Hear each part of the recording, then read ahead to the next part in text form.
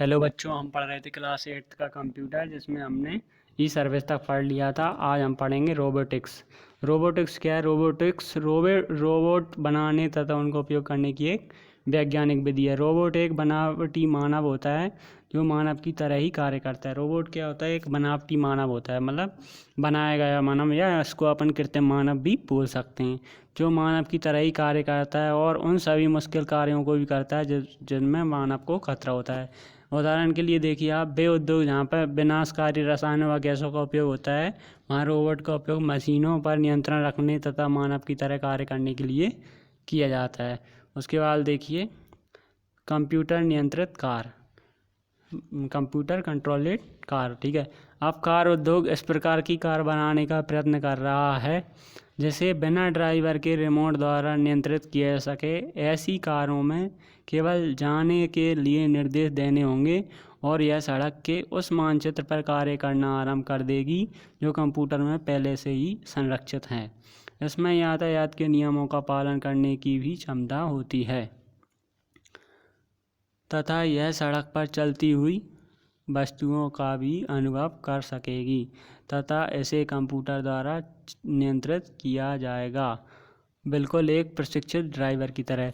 तो कंप्यूटर ये कार बनाने वाली कंपनी किस प्रयत्न में लगी है कि ये रिमोट कंट्रोल कार बनाने का प्रयत्न कर रही हैं। उसमें क्या होगा कि घर बैठकर आप कार से कुछ भी मतलब सामान आप मंगा सकते हैं। आप मतलब जैसे कि आप यहाँ पर किसी एक स्थान पर हैं और आप कहीं दूसरे स्थान पर जाकर दूसरे स्थान से आपको कुछ चीज़ मंगाना है तो ऐसे करने का प्रयास चल रहा है कि व्यक्ति को खुद जाना ना पड़े, सिर्फ कार को वहाँ पर बेचकर और उधर से कोई दूसरा व्यक्ति जैसे कि उसमें सामान रख के उसको वापस आप ला सकते हैं। ठीक है, इस प्रकार का प्रयत्न कार बनाने की कोशिश चल रही है। ठीक है, वो जो कार होगी वो क्या करेगी, जो इंटरनेट पर जो मानचित्र होते हैं, सड़कें होती हैं, उन पर उनके निर्देशों का पालन करती हुई जाएगी और ये यातायात के नियमों का भी पालन करेगी। ठीक है, एक ड्राइवर की तरह। उसके बाद देखिए सार्वभौमिक सत्यता यानी कि वर्चुअल रियलिटी। कंप्यूटर प्रणाली एक ऐसे विश्व का निर्माण कर सकती है जिसका कोई अस्तित्व नहीं है और आप उसे देख सकते हैं, सुन सकते हैं तथा छू सकते हैं। कंप्यूटर प्रणाली कैसे किस विश्व का निर्माण कर सकती है, कैसे का, जिसका कोई अस्तित्व नहीं है लेकिन आप उसे देख सकते हैं, सुन सकते हैं और छू सकते हैं। इसे सार्वभौमिक सत्यता कहते हैं। जब आप टेलीविज़न देखते हैं तो ऐसा प्रतीत होता है कि आप खिलाड़ी को देख रहे हो, किंतु सार्वभौमिक सत्यता में आप स्वयं को उस चित्र का ही एक भाग समझेंगे। ठीक है, तो देखो जैसे कि आप टीवी देखते हैं तो कभी कभी क्या होता है, आप उसमें खो जाते हैं तो आपको क्या लगता है कि हम है ना ग्राउंड में ही बैठे हैं। ठीक है, भौगोलिक रूप से मतलब आपको ऐसा लगता है रियल टाइप का, लेकिन वास्तव में क्या होता है, वहाँ पे ऐसा कुछ होता नहीं है। तो इसको क्या कहते हैं? सार्वभौमिक सत्यता कहते हैं। सार्वभौमिक सत्यता एक ऐसा वातावरण बना देती है जो वास्तविक दिखाई देता है, किंतु वहाँ वह कंप्यूटर के भीतर विद्युतीय तरंगों के रूप में होता है। प्रयोगकर्ता एक हेडसेट को पहन लेता है जिसमें उसकी दोनों आँखों के सामने एक एक स्क्रीन होती हैं। मस्तिष्क एक 3D चित्र बनाने के लिए दोनों चित्रों को मिला देता है। हेडसेट प्रत्येक कान में ध्वनि उत्पन्न करता है जिसे मस्तिष्क संपूर्ण वातावरण में क्या कर देता है, फैला देता है। ठीक है, तो सार्वभौमिक सत्यता क्या है? ये हमको क्या रियलिटी दिखाता है, मतलब जैसे कि आप कोई सी कभी थिएटर में जाते हैं तो उसमें क्या लगता है आपको कि जो कुछ हो रहा है अपने सामने, कभी कभी कोई व्यक्ति क्या उसमें खो जाता है। ठीक है, उसको क्या लगता है मैं उस वातावरण में हूँ। ठीक है, ज़्यादा खो जाता है तो उसको क्या कहते हैं हम? सार्वभौमिक सत्यता कहते हैं। सार्वभौमिक सत्यता ऐसा वातावरण बना देती है जिससे हमें सब कुछ कैसा लगता है, रियल टाइप का लगने लगता है। उसके बाद देखिए हेडसेट देखना आप यहाँ पे।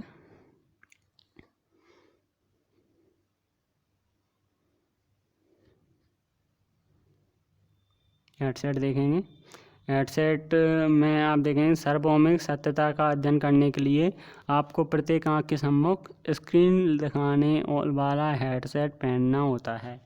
देखो सार्वभौमिक वर्चुअल रियलिटी देखने के लिए अपन को क्या करना पड़ता है, एक हेडसेट लगाना पड़ता है, ठीक है, जो इन स्क्रीनों को 3D चित्रों में परिवर्तित कर देगा। कुछ हेडसेट में ध्वनि सुनने के लिए स्पीकर्स भी होते हैं। जैसे कि आपने कभी 3D में मूवी देखी हो तो उसमें बिल्कुल सेम लगता है ऐसा ही कि जो व्यक्ति होते हैं वो कैसे लगते हैं आपको, रियल वाले लगते हैं ना, कि वो सच में ही जो भी कुछ घटित हो रहा है वो हमारे सामने ही घटित हो रहा है, जबकि वो वास्तविक में नहीं होता है, ठीक है। हेडसेट में उत्पन्न होने वाली ध्वनि आपके मस्तिष्क की गतिविधियों में कंपन करेगी। हेडसेट में जो ध्वनि उत्पन्न होती है वो क्या करती है, मस्तिष्क में गतिविधियों में कंपन उत्पन्न करती है और उन सूचनाओं को तरंगों में परिवर्तित कर देती है। मस्तिष्क में क्या कर देती है, तरंगों में परिवर्तित कर, जिन्हें कंप्यूटर द्वारा भेजा गया है। जैसे ही आप अपना मस्तिष्क लाएंगे कंप्यूटर द्वारा अपनी आँखों के सामने चित्र बदल जाएगा, ठीक है। उसके बाद देखेंगे हम टेलीमेडिसन। क्या देखेंगे, टेलीमेडिसन। टेलीमेडिसन शब्द का उद्गम ग्रीक के टेली शब्द से हुआ है, जिसका अर्थ है कुछ दूरी पर, और वर्तमान शब्द, ठीक है। देखो टेली का अर्थ क्या है, कुछ दूरी पर, और वर्तमान शब्द मेडिसिन, जिसका उद्गम क्या लेटिन शब्द से हुआ है।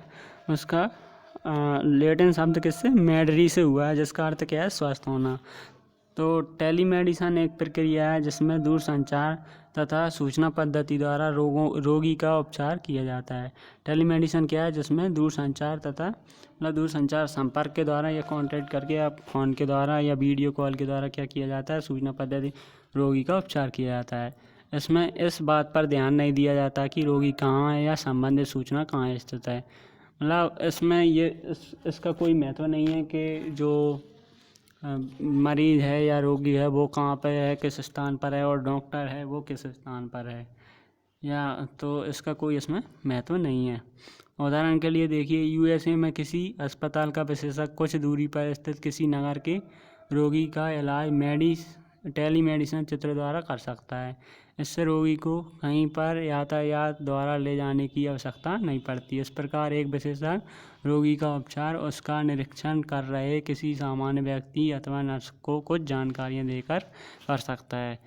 तो क्या कर सकता है, जैसे कोई विशेष डॉक्टर है और वो बहुत ज़्यादा दूर है, तो क्या कर सकता है, वो रोगी की वीडियो कॉल या कॉन्टैक्ट के द्वारा उसके जो लक्षण हैं उनको जानकर क्या कर सकता है, किसी सामान्य डॉक्टर की जो कि उसका निरीक्षण कर रहा है उसको क्या उसका जानकारी देकर वो उसका इलाज कर सकता है, उपचार कर सकता है, ठीक है। अब पढ़ेंगे हम बायोमेट्रिक पद्धति।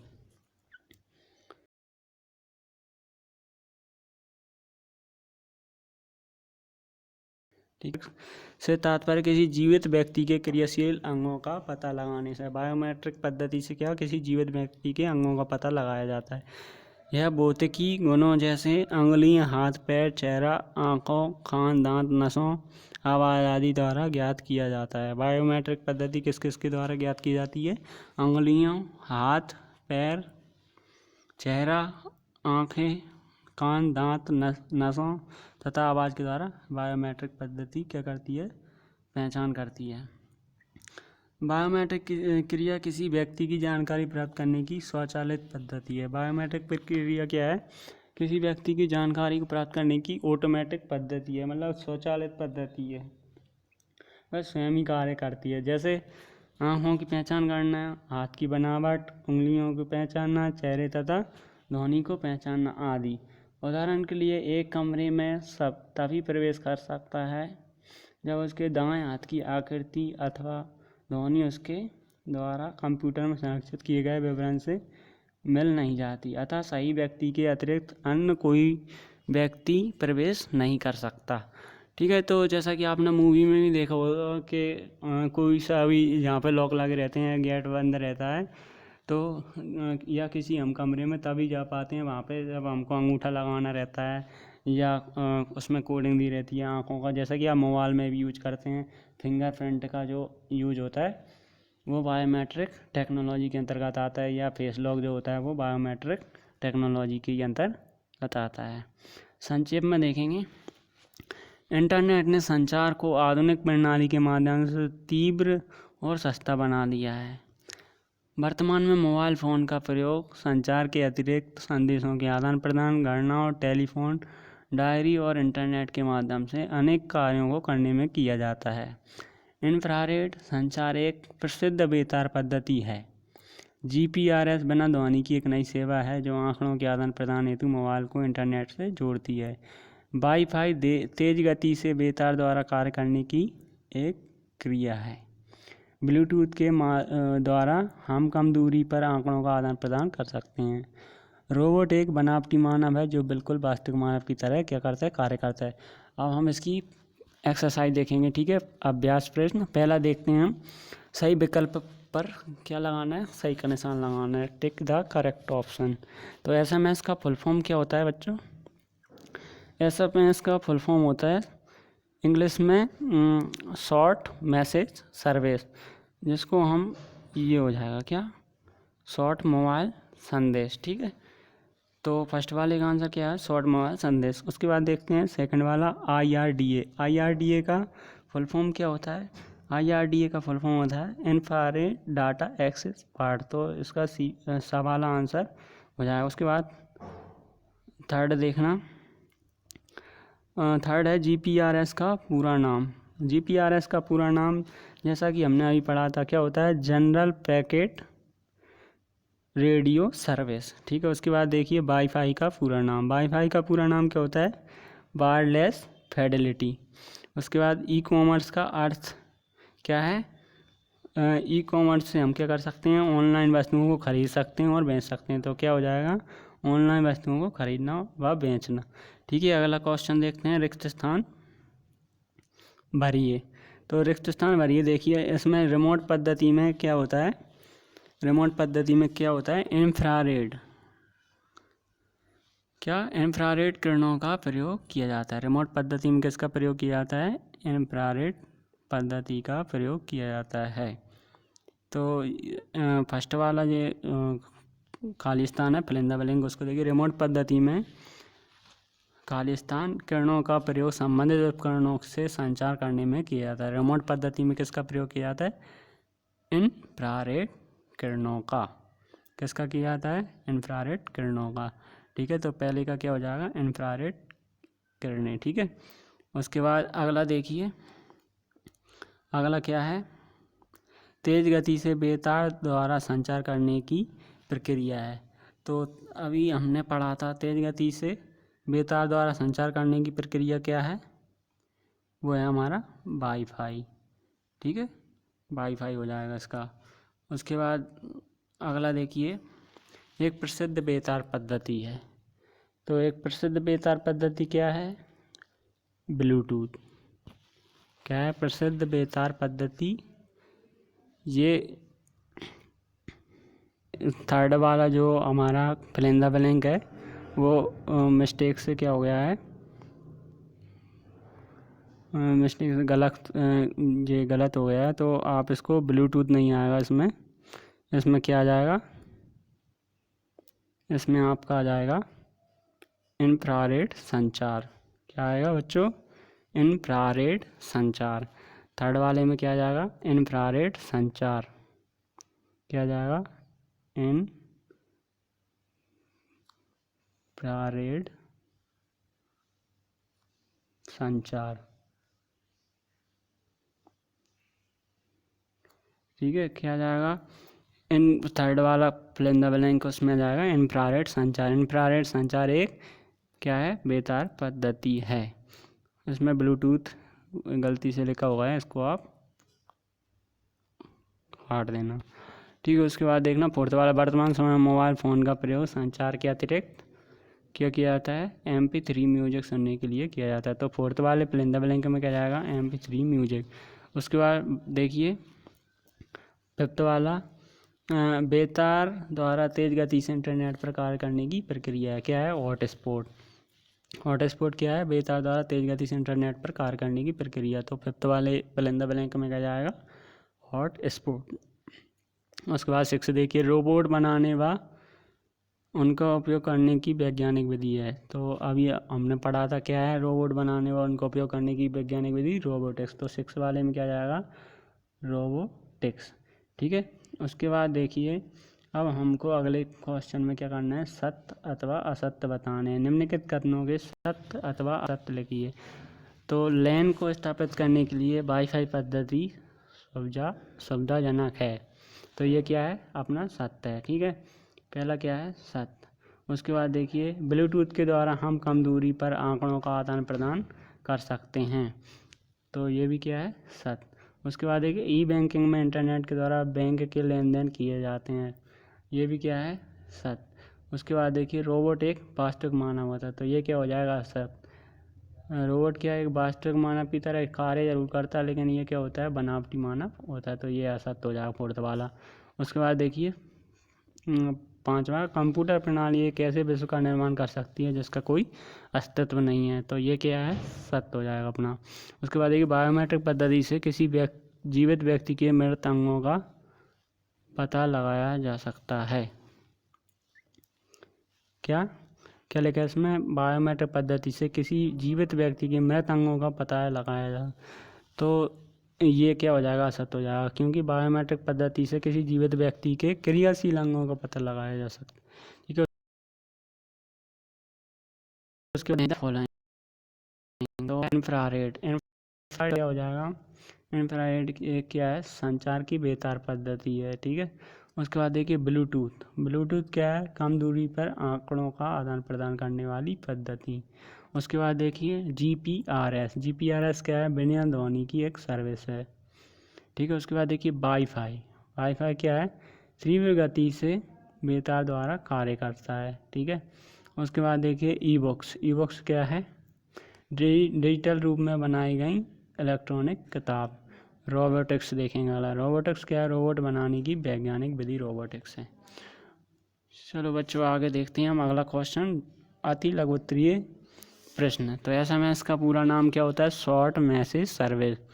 उसके बाद सेकंड देखिए, जीपीआरएस का, जैसा कि हमने चूज द करेक्ट में ही पढ़ा है, जीपीआरएस का फुल फॉर्म होता है जनरल पैकेट रेडियो सर्विस। उसके बाद देखिए, वाईफाई क्या है, तो वाईफाई क्या है, वाईफाई जिसका फुल फॉर्म होता है वायरलेस फिडेलिटी, तेज़ गति से बेतार द्वारा कार्य करने की एक क्या है, प्रक्रिया है। तेज़ गति से बेतार द्वारा कार्य करने की एक प्रक्रिया।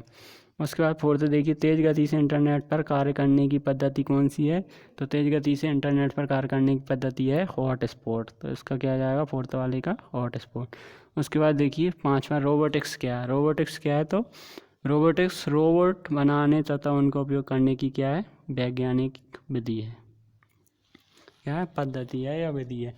रोबोटिक्स क्या है, रोबोट बनाने तथा उनका उपयोग करने की वैज्ञानिक पद्धति। उसके बाद देखिए, सूचना प्रणाली से आप क्या समझते हैं, तो सूचना प्रणाली से आप क्या समझते हैं, इसका आंसर आपको फर्स्ट पेज में मिलेगा, आपको यहाँ पर देख सकते हैं आप इसको, ये जिसको मैंने L1 से यहाँ पर लिखा है, तो यहाँ से और आपका यहाँ तक क्या हो जाएगा, इसका फर्स्ट वाले का आंसर हो जाएगा। ठीक है, आप आपकी बुक में यहाँ पर इसको चिन्हित कर सकते हैं। ठीक है, उसके बाद अगला क्वेश्चन देखेंगे, क्या है, इंफ्रारेड संचार पद्धति क्या है, तो इसके लिए भी हमको फर्स्ट पेज पर ही आंसर मिलेगा, इंफ्रारेड पद्धति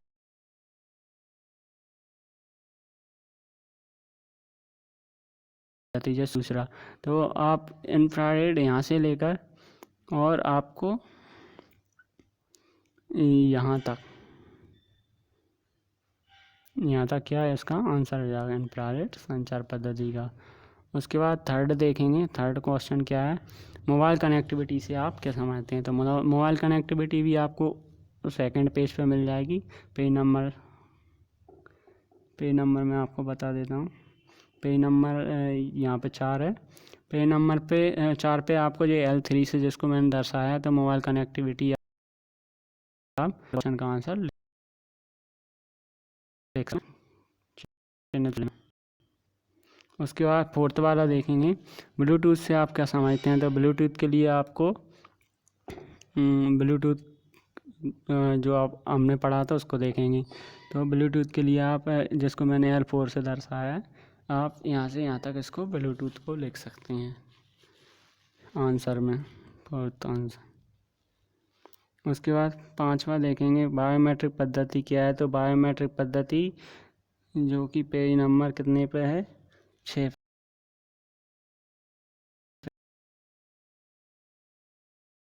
पे। और कहाँ तक लिख सकते हैं, यहाँ तक लिख सकते हैं। ये 5वें क्वेश्चन का आंसर है। ठीक है बच्चों, तो यहाँ पे हमारा जो चैप्टर है वो क्या होता है, फिनिश होता है। इससे आगे की क्लास में हम चैप्टर 2 पढ़ेंगे। Thank you.